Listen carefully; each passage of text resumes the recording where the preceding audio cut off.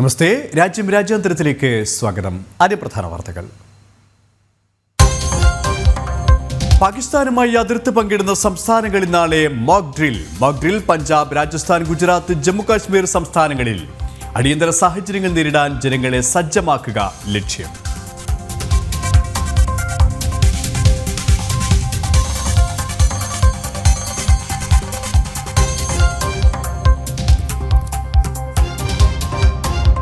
കേന്ദ്ര ആഭ്യന്തരമന്ത്രി അമിത്ഷാ കശ്മീരിലേക്ക് 2 ദിവസത്തെ സന്ദർശനത്തിനായി നാളെ എത്തും. പഹൽഗാം ഭീകരാക്രമണത്തിന് ശേഷമുള്ള ആദ്യ കശ്മീർ സന്ദർശനം.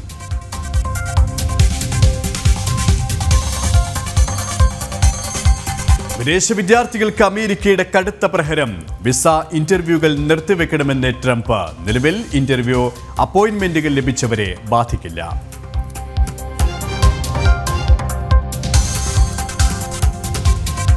വീർ സവർക്കറെ അനുസ്മരിച്ച് പ്രധാനമന്ത്രി നരേന്ദ്രമോദി. സ്വാതന്ത്ര്യ സമരത്തിലെ സവർക്കറുടെ ധീരതയും പോരാട്ടവും രാജ്യത്തിന് മറക്കാനാകില്ല.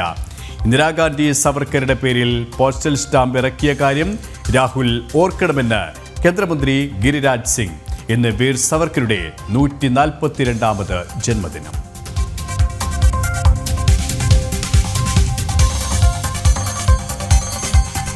നടൻ കമൽഹാസന്റെ കന്നഡ പരാമർശം വിവാദത്തിൽ. കന്നഡയുടെ ഉത്ഭവം തമിഴ് ഭാഷയിൽ നിന്ന്. താരത്തിന്റെ പെരുമാറ്റം സംസ്കാര ശൂന്യമെന്ന യെദ്യൂരപ്പ. സ്വന്തം മാതൃഭാഷയെ പുകഴ്ത്താൻ മറ്റൊരു ഭാഷയും ഇകഴ്ത്തരുതെന്ന് തമിഴ്നാട് BJP.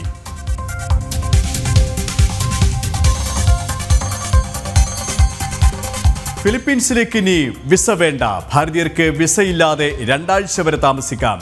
വിദേശ വിദ്യാർത്ഥികൾക്ക് അമേരിക്കയുടെ കടുത്ത പ്രഹരം. വിസ ഇന്റർവ്യൂകൾ നിർത്തിവെക്കണമെന്ന് ട്രംപ്.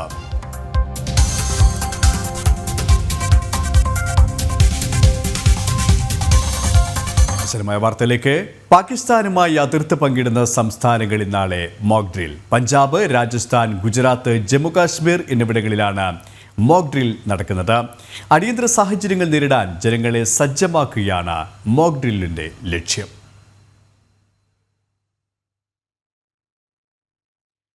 ആലപ്പുഴയിൽ പോപ്പുലർ ഫ്രണ്ട് ഭീകരൻ ഷാൻ വധക്കേസിൽ സംസ്ഥാന സർക്കാരിന് തിരിച്ചടി.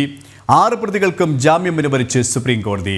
ഷാൻ വധക്കേസിൽ പ്രതികൾക്ക് ജാമ്യം നൽകരുതെന്നാവശ്യപ്പെട്ട് കേരളം കഴിഞ്ഞ ദിവസം സുപ്രീം കോടതിയിൽ സത്യവാങ്മൂലം നൽകിയിരുന്നു. നേരത്തെ സംസ്ഥാന സർക്കാരിന്റെ അപേക്ഷയിലാണ് കേരള ഹൈക്കോടതി പ്രതികളുടെ ജാമ്യം റദ്ദാക്കിയത്. പോപ്പുലർ ഫ്രണ്ട് ഭീകരൻ ഷാനെ വധിച്ച കേസിൽ പ്രതികൾക്ക് ജാമ്യം നൽകരുതെന്ന സംസ്ഥാന സർക്കാരിന്റെ ആവശ്യം തള്ളിയ സുപ്രീം കോടതി മുഴുവൻ പ്രതികൾക്കും ഇടക്കാല ജാമ്യം അനുവദിക്കുകയായിരുന്നു. രഞ്ജിത്ത് ശ്രീനിവാസൻ കേസിലെ പ്രതികൾ വധശിക്ഷ കിട്ടി ജയിലിൽ കഴിയുമ്പോൾ ഷാൻ വധക്കേസിലെ പ്രതികൾ പുറത്തിറങ്ങി നടക്കുന്നത് സമാധാനാന്തരീക്ഷത്തെ ബാധിക്കും എന്നായിരുന്നു സംസ്ഥാന സർക്കാരിന്റെ വാദം.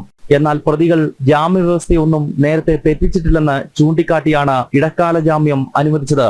ജസ്റ്റിസുമാരായ സൂര്യകാന്ത്, ദിബൻകർ ദത്ത എന്നിവരടങ്ങുന്ന ബെഞ്ചാണ് ഇടക്കാല ജാമ്യം അനുവദിച്ചത്. അഡ്വക്കേറ്റ് സൗമ്യ ചക്രബോറി, അഡ്വക്കേറ്റ് ഋഷികേശ് ഹരിദാസ് എന്നിവരാണ് പ്രതികൾക്കായി ഹാജരായത്. ഷാൻ വധക്കേസിലെ 9 പ്രതികൾക്ക് സെഷൻസ് കോടതി ജാമ്യം അനുവദിച്ചിരുന്നു. ഇതിനെതിരെ സംസ്ഥാന സർക്കാർ നൽകിയ അപേക്ഷയെ തുടർന്നാണ് ഹൈക്കോടതി ജാമ്യം റദ്ദാക്കിയത്. ഹൈക്കോടതി നടപടി റദ്ദാക്കിയ സുപ്രീം കോടതി ഇന്ന് പ്രതികൾക്ക് വീണ്ടും ഇടക്കാല ജാമ്യം അനുവദിക്കുകയായിരുന്നു. ജനം, ഡൽഹി. നടൻ കമൽഹാസന്റെ കന്നഡ പരാമർശം വിവാദത്തിൽ.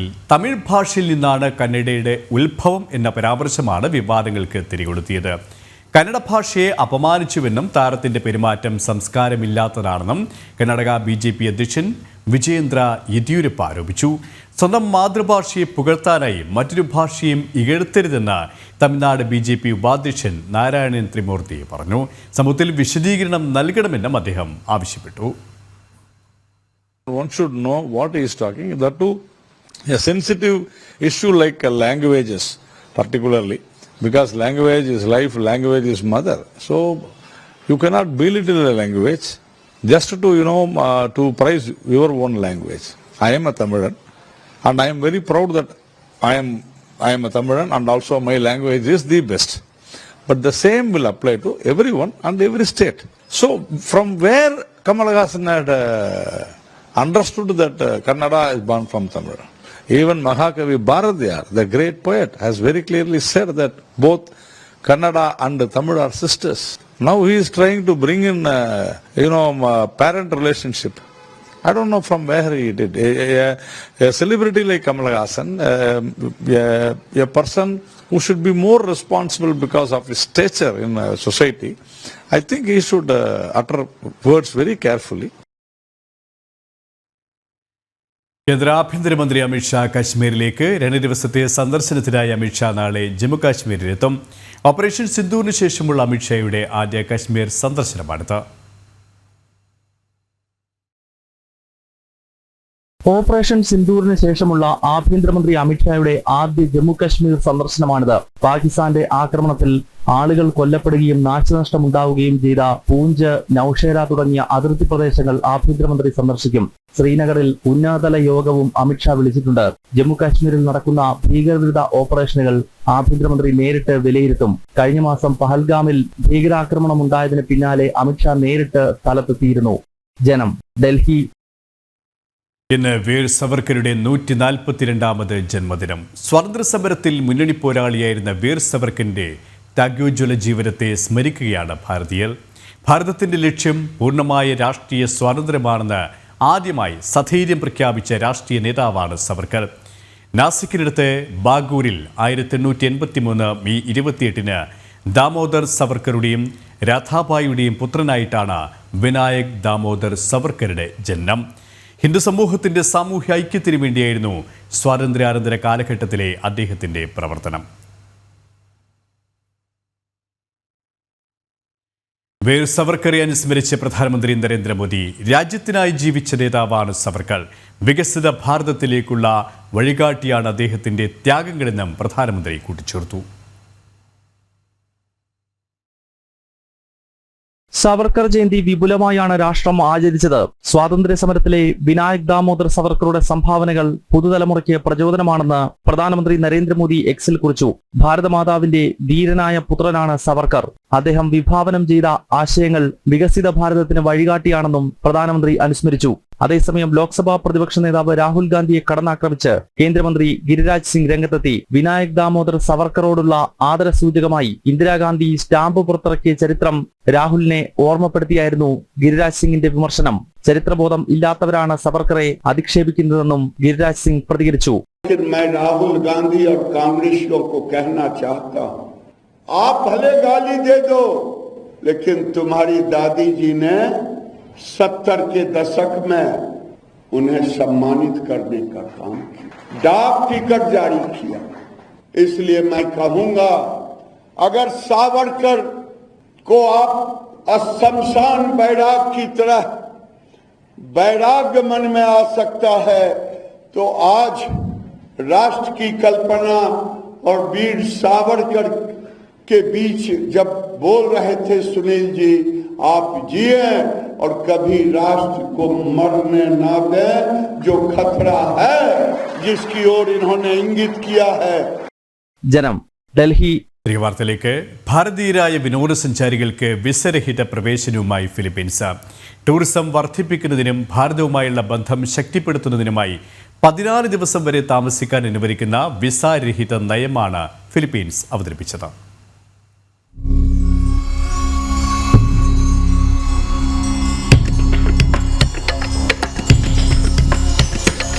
ഭാരത പാസ്പോർട്ട് ഉടമകൾക്ക് ഇപ്പോൾ 14 ദിവസം വരെ വിസയില്ലാതെ ഫിലിപ്പീൻസ് സന്ദർശിക്കാം. ഫിലിപ്പീൻസിലെ മനോഹരമായ ബീച്ചുകളും ഉഷ്ണമേഖലാ ദ്വീപുകളും സന്ദർശിക്കാൻ ചെറിയ അവധിക്കാല യാത്രകൾ ആസൂത്രണം ചെയ്യുന്ന വിനോദസഞ്ചാരികൾക്ക് ഇത് ഗുണമാണ്.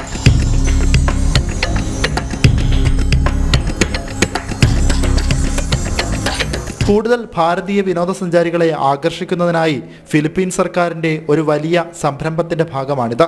കൂടുതൽ കാലം താമസിക്കാനോ യാത്ര ചെയ്യാനോ ആഗ്രഹിക്കുന്നവർക്കായി ഫിലിപ്പീൻസ് ഒരു വിസ സംവിധാനം അവതരിപ്പിച്ചു. പരമ്പരാഗത രീതികളെക്കാൾ വേഗതയേറിയതും സൗകര്യപ്രദവുമാണ് ഈ ഓൺലൈൻ അപേക്ഷ. ഫിലിപ്പീൻസ് ഭാരതീയ സഞ്ചാരികളെ സ്വാഗതം ചെയ്യുന്ന രീതിയിൽ ഒരു പ്രധാന മാറ്റമായാണ് ഈ അപ്ഡേറ്റുകൾ അടയാളപ്പെടുത്തുന്നത്. ഭാരതവുമായുള്ള ബന്ധം ശക്തിപ്പെടുത്തുക എന്നതും ഈ നയത്തിൻ്റെ ലക്ഷ്യമാണ്. ഇന്റർനാഷണൽ ഡെസ്ക്, ജനം. വിദേശ വിദ്യാർത്ഥികൾക്ക് വിദ്യാഭ്യാസ വിസകൾ നൽകുന്നതിനുള്ള നടപടിക്രമങ്ങൾ താൽക്കാലികമായി നിർത്തി ട്രംപ് ഭരണകൂടം. വിവിധ രാജ്യങ്ങളിലെ എംബസികൾ വഴി നടക്കുന്ന വിദ്യാർത്ഥി വിസകൾക്കായുള്ള അഭിമുഖം നിർത്തിവെക്കാൻ മാർക്കോ റൂബിയോ നിർദ്ദേശം നൽകി. ദേശീയ സുരക്ഷയും അമേരിക്കയിലെ ക്യാമ്പസുകളിലെ പ്രതിഷേധങ്ങൾ നിയന്ത്രിക്കുന്നതിന്റെയും ഭാഗമായാണ് നടപടി. വിവിധ രാജ്യങ്ങളിൽ എംബസി വഴി നടക്കുന്ന വിസ അഭിമുഖങ്ങളാണ് നിർത്തിവെക്കാൻ നിർദ്ദേശം നൽകിയിരിക്കുന്നത്.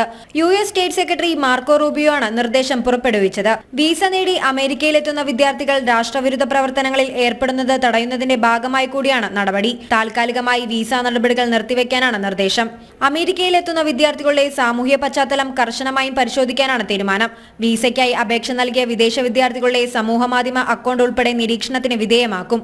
ഇസ്രായേൽ വിരുദ്ധ പ്രതിഷേധങ്ങൾ ഉൾപ്പെടെ US ക്യാമ്പസുകളിൽ വ്യാപകമാകുന്ന സാഹചര്യത്തിലാണ് നടപടി. അമേരിക്കയിൽ വിദേശ വിദ്യാർത്ഥികൾ എത്തുന്നത് പഠിക്കാനാണ്, പ്രക്ഷോഭങ്ങൾ സംഘടിപ്പിക്കാനല്ലെന്നും മാർക്കോ റൂബിയോ മുന്നറിയിപ്പ് നേരത്തെ നൽകിയിരുന്നു.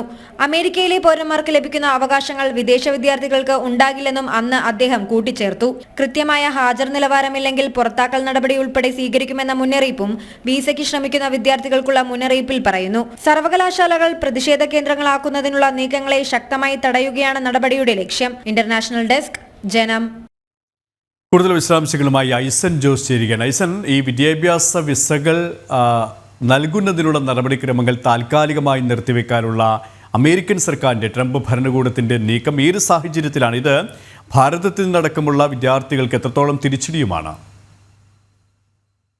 സുരേഷ്, ഇത് സാഹചര്യം എന്ന് പറയുന്നത് നേരത്തെ നമുക്കറിയാവുന്നതാണ്. മാർക്കോ റൂബിയോ ഉൾപ്പെടെയുള്ള നേതാക്കൾ അല്ലെങ്കിൽ വിദേശകാര്യ സെക്രട്ടറി ഉൾപ്പെടെയുള്ളവർ വളരെ കൃത്യമായി പറഞ്ഞിരുന്നു.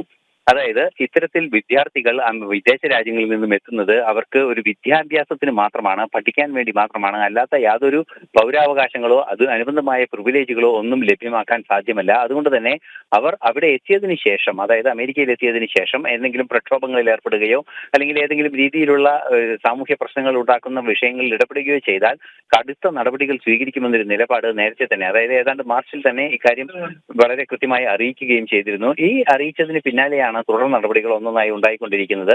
നമുക്കറിയാവുന്നതാണ്, ഈ സമയത്താണ് ഒരു അഡ്മിഷന്റെ പ്രൊസീജിയറുകളെല്ലാം തന്നെ നടക്കുന്നത്. പല സർവകലാശാലകളിലും, പ്രശസ്തമായ അമേരിക്കയിലെ പുരാതനമായ സർവകലാശാലകളിൽ പോലും ഇത്തരത്തിലുള്ള നടപടിക്രമങ്ങൾ സംഭവിക്കുന്നത് ഈ സമയത്താണ്.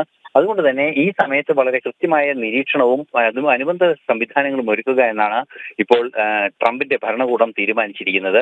തീർച്ചയായും ഇപ്പോൾ പറഞ്ഞതുപോലെ, നേരത്തെ നമ്മൾ സൂചിപ്പിച്ചതുപോലെ തന്നെ ഈ സ്റ്റുഡന്റ് വിസകളെല്ലാം തന്നെ നൽകുന്നത് സംബന്ധിച്ച് അതത് എംബസികളിൽ, ലോകം മുഴുവനുമുള്ള എംബസികളിൽ സ്റ്റുഡന്റ് വിസകൾ നൽകുന്നത് സംബന്ധിച്ച് അഭിമുഖങ്ങൾ ആരംഭിക്കുന്ന ഒരു സമയമാണ്.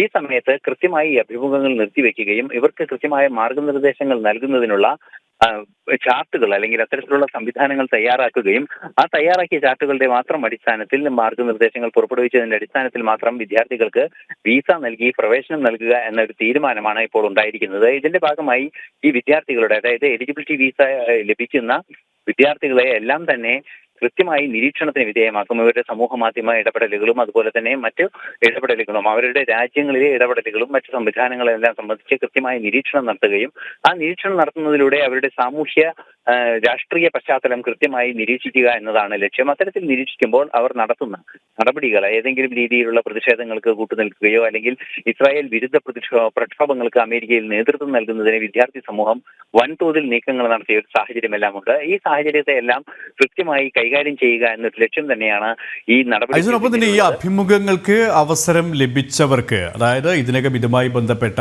രേഖകൾ, നിർദ്ദേശങ്ങൾ ലഭിച്ചവർക്ക് ഇത് ബാധകമല്ല എന്നുള്ള അല്പം ആശ്വാസകരമായ ഒരു വാർത്തയും വരുന്നുണ്ടല്ലേ? തീർച്ചയായും അഭിമുഖങ്ങൾക്ക് അനുമതി ലഭിക്കുക അല്ലെങ്കിൽ അത് ആരംഭിക്കുകയൊക്കെ ചെയ്തവർക്ക് കൃത്യമായും അത് പങ്കെടുക്കാനും തുടർ നടപടികളിലേക്ക് നീങ്ങാനുമുള്ള അനുമതി നിലനിൽക്കുകയും, എന്നാൽ പുതിയ കാര്യങ്ങൾ, അതായത് ഇന്നു മുതൽ ഉണ്ടാകുന്ന പുതിയ അപേക്ഷകളിലാണ് ഈ നടപടിക്രമങ്ങളെല്ലാം തന്നെ ബാധകമാവുക അല്ലെങ്കിൽ താൽക്കാലികമായി നിർത്തിവെക്കാനുള്ള നടപടിക്രമങ്ങളുടെ നീക്കങ്ങൾ ബാധകമാവുക. രാജ്യത്തെ എല്ലാ കോൺസുലേറ്റുകൾക്കും, ഈ ലോകത്തെ എല്ലാ അമേരിക്കൻ കോൺസുലേറ്റുകൾക്കും ഇത്തരത്തിലുള്ള സന്ദേശം മാർക്കോ റൂബിയോ നൽകുകയും ചെയ്തിട്ടുണ്ട്. ഇത്തരത്തിൽ നിലവിലെ സാഹചര്യത്തിൽ ഈ കുട്ടികൾ അപേക്ഷ നൽകിയിട്ട് അവർക്ക് അഭിമുഖത്തിന് ക്ഷണിക്കപ്പെട്ടവരാണെങ്കിൽ, അത് വിവിധ ഫെലോഷിപ്പുകളുടെയും അതുപോലെ തന്നെ സ്കോളർഷിപ്പുകളുടെയും ഭാഗമായി വിളിക്കപ്പെട്ടവരാണെങ്കിൽ അവരെ കൃത്യമായി അഭിമുഖം ചെയ്ത് അവിടേക്ക് കൊണ്ടുവരുന്നതിനുള്ള നടപടികൾ മുന്നോട്ട് പോകും. തുടർ നടപടികൾ, അതായത് ഇനി മുതൽ അങ്ങോട്ടുള്ള ഇന്നു മുതലുള്ള ഇത്തരം അപേക്ഷകൾ സ്വീകരിക്കുന്നതും അതിന്മേൽ പ്രോസസ് ചെയ്യുന്നതുമാണ് ഇപ്പോൾ താൽക്കാലികമായി തടഞ്ഞു വെച്ചിരിക്കുന്നത്. തീർച്ചയായും നേരത്തെ നമ്മൾ സൂചിപ്പിച്ചതുപോലെ ഈ അവിടെ എത്തുന്ന വിദ്യാർത്ഥികൾക്ക് കൃത്യമായ അറ്റൻഡൻസ് ഇല്ലെങ്കിൽ പരീക്ഷ എഴുതാനുള്ളൊരു അവസരം നഷ്ടപ്പെടുന്ന പോകുന്ന ഒരു സാഹചര്യമാണ് നേരത്തെ ഉണ്ടായിരുന്നത്. പിന്നീട് അത് ബാലൻസ് ചെയ്യുന്നതിനും ഒക്കെ തന്നെ സംവിധാനങ്ങളും ഉണ്ടായിരുന്നു. എന്നാൽ അറ്റൻഡൻസ് ഇല്ല എന്ന കൃത്യമായി ബോധ്യപ്പെടുന്ന സാഹചര്യത്തിൽ അവരെ നടപടികൾക്ക് വിധേയമാക്കി കോഴ്സ് ഡിസ്കണ്ടിന്യൂ ചെയ്യേണ്ട അല്ലെങ്കിൽ കോഴ്സിൽ നിന്ന് പുറത്താക്കുന്നതിനുള്ള നടപടികൾ സ്വീകരിക്കുമെന്നാണ് ഇപ്പോൾ അറിയിച്ചിരിക്കുന്നത്. സുരേഷ്. യെസ്, ഐസൻ ജോസാണ് വിശദാംശങ്ങൾ നൽകിയത്. തിരുവനന്തപുരം നാഗർകോവിൽ റൂട്ടിലെ 3-ാം പാതയ്ക്കായി ഈ സാമ്പത്തിക വർഷം തന്നെ സർവേ നടത്താൻ ദക്ഷിണ റെയിൽവേ. പാസഞ്ചർ ട്രെയിനുകൾ സർവീസ് നടത്തുന്നതിനും വരും വർഷങ്ങളിൽ വിഴിഞ്ഞം തുറമുഖത്തു നിന്നുള്ള കണ്ടെയ്നർ നീക്കം സുഗമമാക്കുന്നതിനു വേണ്ടിയാണ് 3-ാം പാത എന്ന ലക്ഷ്യത്തിലേക്ക് കടക്കുന്നത്. ഈ റൂട്ടിലെ പ്രാഥമിക പ്രവർത്തനങ്ങൾക്കായി തുകയും റെയിൽവേ അനുവദിച്ചിട്ടുണ്ട്. പദ്ധതിയുടെ അന്തിമ ലൊക്കേഷൻ സർവേ 2025-26 സാമ്പത്തിക വർഷത്തെ റെയിൽവേ ബജറ്റിൽ ഉൾപ്പെടുത്തിയിട്ടുണ്ട്. തിരുവനന്തപുരം നാഗർകോവിൽ റൂട്ടിലെ 3-ാം പാതയ്ക്കായി വലിയ പരിഗണനയാണ് റെയിൽവേ നൽകുന്നത്. ഇതിന്റെ ഭാഗമായി ഈ സാമ്പത്തിക വർഷം റെയിൽവേ സർവേ നടത്തും. കൂടുതൽ പാസഞ്ചർ ട്രെയിനുകൾ സർവീസ് നടത്തുന്നതിനും വരും വർഷങ്ങളിൽ വിഴിഞ്ഞം തുറമുഖത്തു നിന്നുള്ള കണ്ടെയ്നർ നീക്കം സുഗമമാക്കുന്നതിനുമാണ് നടപടി. പദ്ധതിയുടെ അന്തിമ ലൊക്കേഷൻ സർവേ 2025-26 സാമ്പത്തിക വർഷത്തെ റെയിൽവേ ബഡ്ജറ്റിൽ ഉൾപ്പെടുത്തിയിട്ടുണ്ട്. ഈ റൂട്ടിലെ പ്രാഥമിക പ്രവർത്തനങ്ങൾക്കായി തുകയും റെയിൽവേ അനുവദിച്ചു. നിലവിലെ 71 കിലോമീറ്റർ വരുന്ന പാതയിൽ ഒറ്റ ലൈൻ മാത്രമേ ഉള്ളൂ. ഇവിടെ ഇരട്ടിപ്പിക്കൽ ജോലികൾ പുരോഗമിക്കുകയാണ്. പാത ഇരട്ടിപ്പിക്കലിനായി ഈ വർഷത്തെ ബഡ്ജറ്റിൽ 1000 കോടി രൂപ റെയിൽവേ അനുവദിച്ചിട്ടുമുണ്ട്. ഇരട്ടിപ്പിക്കൽ പൂർത്തിയായ ഉടൻ തന്നെ 3-ാം പാതയുടെ പണി ആരംഭിക്കാനോ അല്ലെങ്കിൽ സമാന്തരമായി 3-ാം പാതയുടെ ജോലിയും ആരംഭിക്കാനും പദ്ധതികൾ ആസൂത്രണം ചെയ്യാൻ റെയിൽവേ ആഗ്രഹിക്കുന്നുണ്ട്. തിരുവനന്തപുരം നാഗർകോവിൽ ജനപ്രിയ റൂട്ടുകളിൽ ഒന്നായതിനാലാണ് റെയിൽവേയുടെ പ്രത്യേക പരിഗണന. ജനം, തിരുവനന്തപുരം. വർക്ക് വിസക്കെന്ന പേരിൽ മലയാളികളിൽ നിന്നുൾപ്പെടെ 3 കോടിയിലധികം രൂപ തട്ടിയതായി പരാതി. മുംബൈ കേന്ദ്രമായി പ്രവർത്തിക്കുന്ന എയറോൺ ഓവർസീസ് എന്ന കമ്പനിക്കെതിരെയാണ് പരാതി ഉയർന്നിരിക്കുന്നത്.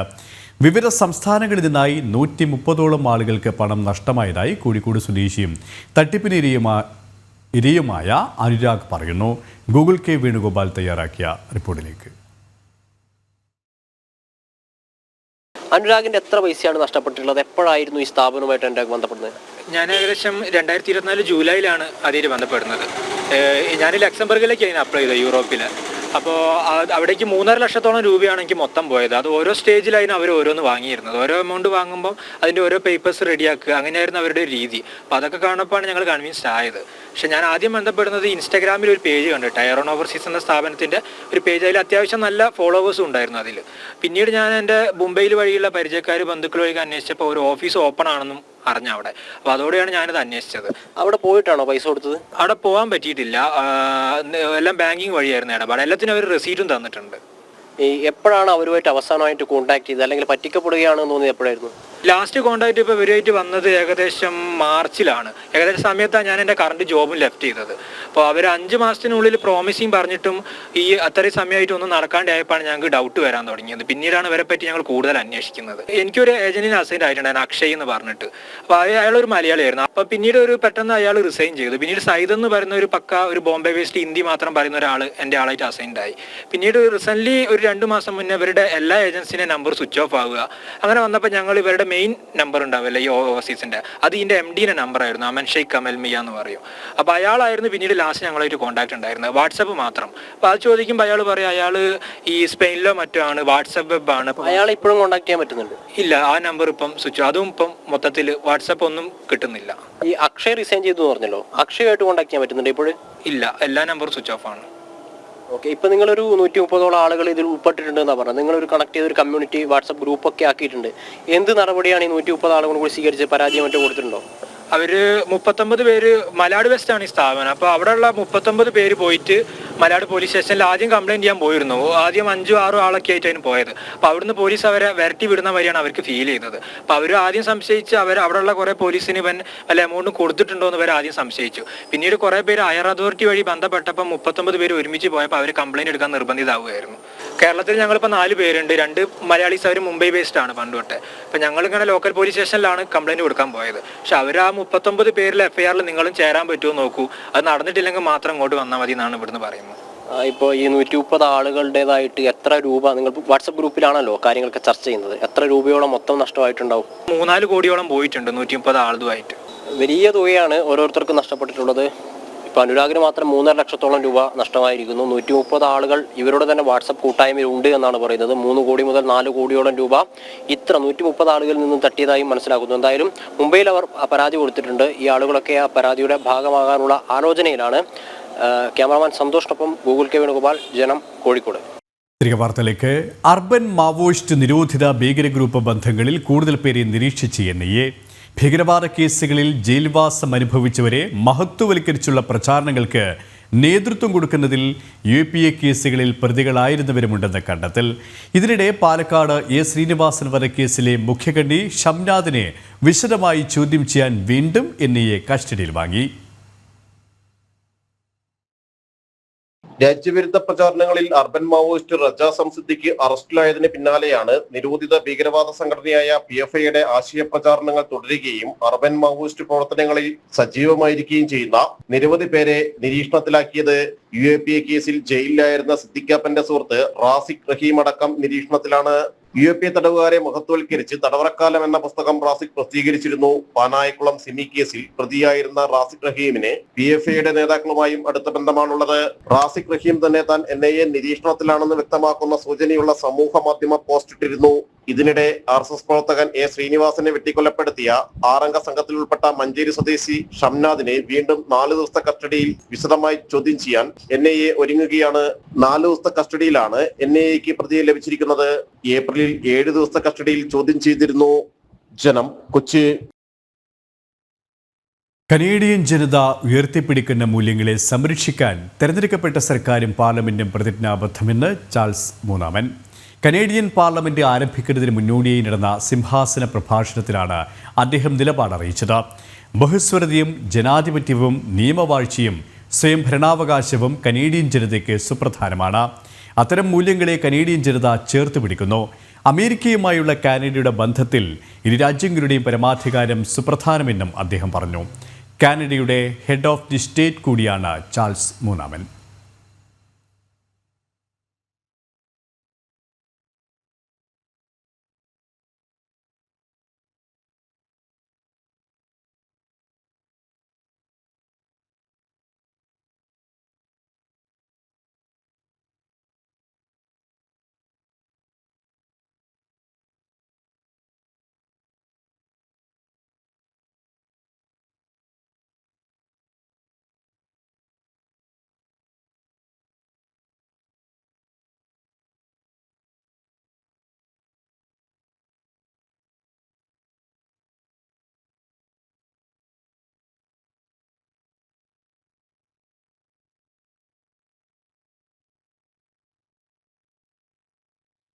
ജനം TVയുടെ പുതിയ സ്റ്റുഡിയോ സമുച്ചയത്തിന്റെ പൂജാ ചടങ്ങുകൾ നടന്നു. രാഷ്ട്രീയ സ്വയം സേവക സംഘം മുതിർന്ന പ്രചാരകൻ S. സേതുമാധവൻ ഭദ്രദീപം തെളിയിച്ച് ചടങ്ങുകൾക്ക് തുടക്കം കുറിച്ചു.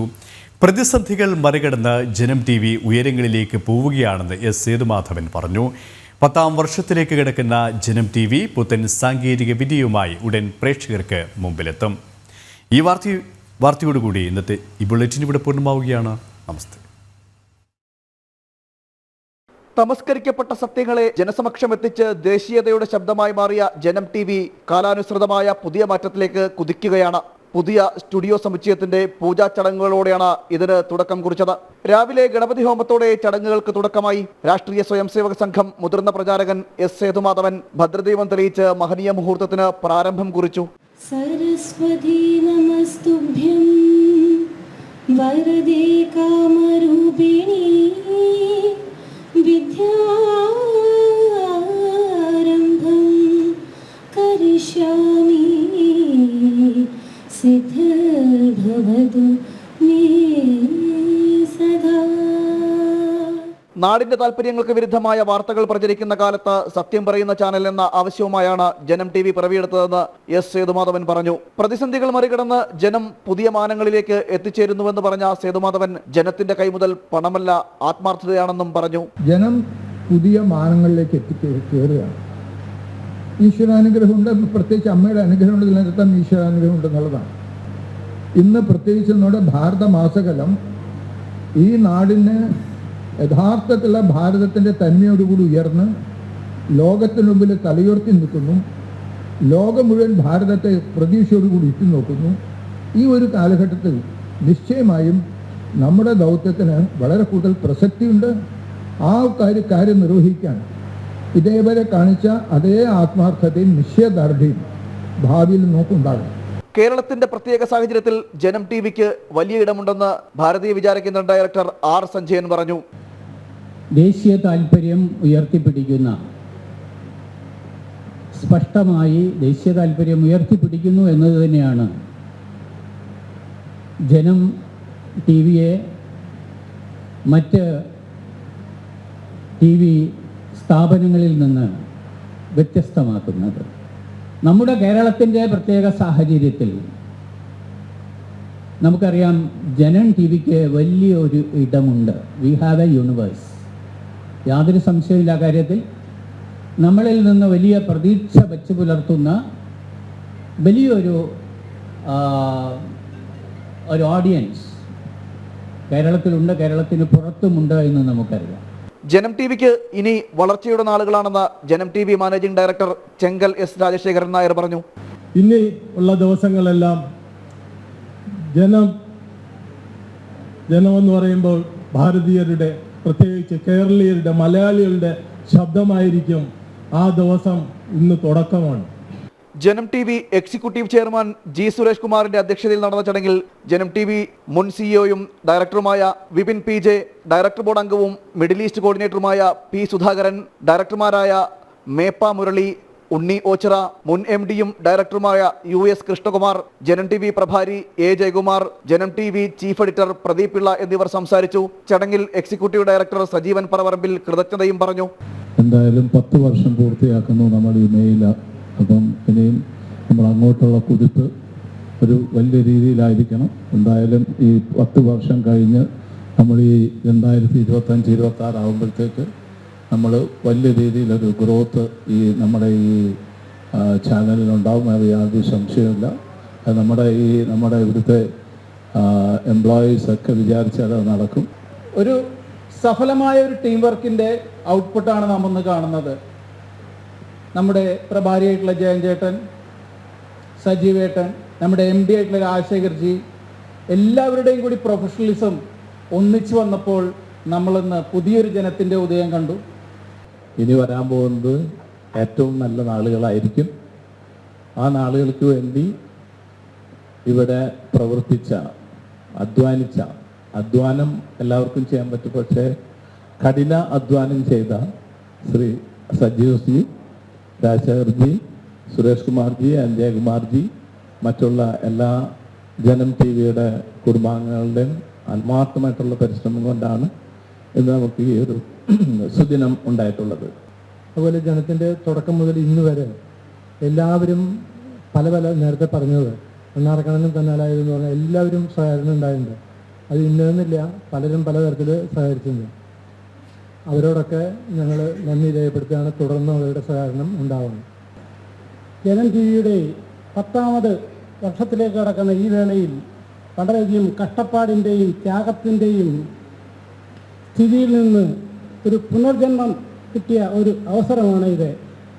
വളരെയധികം നിശ്ചയദാർഢ്യവും ആത്മാർത്ഥതയും ശരിയായ ലക്ഷ്യബോധവും കൊണ്ട്. പക്ഷെ ഒരു കാര്യം വളരെ ശക്തമായിട്ട് എനിക്ക് പറയാൻ സാധിക്കും. നമ്മൾ നിക്ഷേപിച്ച 1 രൂപ പോലും, നമ്മൾ ചെലവഴിച്ച 1 മണിക്കൂർ പോലും ഗുണകരമല്ലാതെ വന്നിട്ടില്ല. അത് വലിയ രീതിയിലുള്ള പരിവർത്തനം കേരളത്തിൽ വരുന്നതിൻ്റെ ലാഞ്ചന കാണുന്നുണ്ടെങ്കിൽ അത് ജനം ടി വിയുടെ പങ്ക് നിസ്സാരമല്ല. ഒരു കാലത്ത് ഇന്ത്യയിൽ കേരളത്തിൽ നിന്ന് ISSലേക്കോ സിറിയയിലേക്കോ ചാവേറാകാൻ പോകുന്ന വാർത്തകൾ കിട്ടിയാൽ അത് മേശയുടെ അടിയിൽ ചവിട്ടിക്കാത്തിരുന്ന ദേശീയ പല ചാനലുകളും ജനം ടി വിയുടെ ഉദ്ഘാടനം തന്നെ രാജേഷ് പിള്ളയുടെ നേതൃത്വത്തിൽ ബ്രേക്കിംഗ് ന്യൂസ് സിറിയയിലേക്ക് റിക്രൂട്ട്മെന്റ് ചെയ്തു പോയ ചാവേറിനെ കുറിച്ചിട്ടായിരുന്നു. ഇന്ന് ഇത്തരത്തിൽ കേരളത്തിൽ ഒരു ചാവേർ പോയാൽ അത് മത്സരിച്ച് റിപ്പോർട്ട് ചെയ്യാൻ മറ്റു ചാനലുകൾ, അവർക്കും ഇത് റിപ്പോർട്ട് ചെയ്യേണ്ട ബാധ്യത ഉണർത്തുന്നതിൽ ജനം ടി വി വഹിച്ച പങ്ക് ചെറുതല്ല. നമ്മൾ 10 വർഷം നടന്നു വന്നു. ഒരു പക്ഷിയെ ഉപമിക്കുകയാണെങ്കിൽ ആ പക്ഷി നടന്ന് 10 വർഷം കൊണ്ട് പലതും കൊത്തിപ്പറക്കി വന്നിട്ട് അതിന് ദുഹായുസിലേക്ക് ചിറക് വിടർത്തുന്ന ഒരു നിമിഷമാണ് ഇന്ന്. അതായത് ഈ പക്ഷി ചിറക് വിടർത്തി ദുഹായുസിലേക്ക് പോകുമ്പോൾ ഈ ജനം ചാനൽ കേരളത്തിൽ മാത്രമല്ല, തമിഴ്നാട്ടിൽ തുടങ്ങിക്കഴിഞ്ഞു, ആന്ധ്രയിലും കർണാടകയിലും ജനം ചാനലിൻ്റെ കന്നഡ വേർഷനും തെലുങ്ക് വേർഷനും ഉണ്ടാകാൻ പോവുകയാണ്. ഈ വർഷം തന്നെ നമ്മുടെ 10 വർഷം തികയുമ്പോൾ ഹോൾ സൗത്ത് ഇന്ത്യ, ദക്ഷിണ ഭാരതത്തിൽ മുഴുവൻ ജനം ചാനലിൻ്റെ ശബ്ദം ഉയരുകയാണ്. ഭാരതം നെഞ്ചുവിരിച്ച് തലയുയർത്തി നിൽക്കുന്നൊരു കാലഘട്ടം. എല്ലാം കൊണ്ടും നാം ആ വെല്ലുവിളി ഏറ്റെടുക്കേണ്ട ഒരു സമയം, എല്ലാം കൊണ്ടും ഉചിതമായ സമയം. ആകെ ഒരിക്കലും മറക്കാൻ കഴിയാത്ത പ്രേക്ഷകർ, രാവിലെ എണീറ്റാൽ ഈ ജനം TV ഓൺ ചെയ്ത് വെച്ച് കാത്തിരിക്കുന്ന പ്രേക്ഷകർക്ക് മുന്നിൽ ഈ ദിവസം സമർപ്പിക്കുന്നു. പുനഃസമർപ്പണത്തിൻ്റെ ദിവസമാണെന്ന്. അപ്പം ജനം ഉയരത്തിലേക്ക് ഇന്നുണ്ടാക്കിയിട്ടുള്ള ഒരു ക്യാപ്ഷനാണ്. അതോടൊപ്പം നമ്മൾ ചേർക്കേണ്ടത് ഉയരാണ് ദേശീയത. ഇത് രണ്ടും വളരെ ആത്മാർത്ഥമായിട്ട് കൊണ്ടുപോകുന്ന ഒരു പ്രസ്ഥാനം എന്ന നിലയിൽ സംഘടന ശരിയായ ദിശ തരുന്നു. അത് സമാജ പരിവർത്തനത്തിൻ്റെ പാത, അതിൽ സത്യം ധർമ്മം നിലനിർത്തിക്കൊണ്ട് മാധ്യമ രംഗത്ത് സമാജത്തിന് വേണ്ടി ഉറച്ച ശബ്ദം, എവിടെ തെറ്റുകൾ കണ്ടാലും അതിനെ നമ്മൾ ധാർമ്മികമായിട്ട് എതിർത്തുകൊണ്ട് പൊതുജനങ്ങളുടെ ഇടയിലേക്ക് ഇറങ്ങാവുന്ന ഒരു ചാനൽ എന്ന നിലയിൽ നമ്മളുടെ ഒരേ പ്രവർത്തകരിൽ കാണിക്കുന്ന ആത്മാർത്ഥമാണ്. ചടങ്ങിൽ പുതിയ സ്റ്റുഡിയോ സമുച്ചയത്തിന്റെ നിർമ്മാണ പ്രവൃത്തികളിൽ പങ്കാളികളായവരെ ആദരിച്ചു.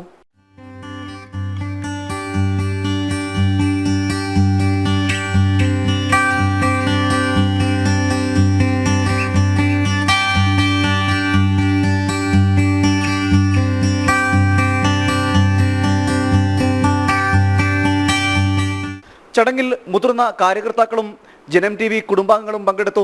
ലോകാരാധ്യയായ സദ്ഗുരു മാതാ അമൃതാനന്ദമയി ദേവിയുടെ നിർദ്ദേശപ്രകാരമാണ് കൈവനത്തെ അമൃത കെട്ടിട സമുച്ചയം ജനം TV സ്റ്റുഡിയോ സമുച്ചയ നിർമ്മാണത്തിനായി തുറന്നു നൽകിയത്.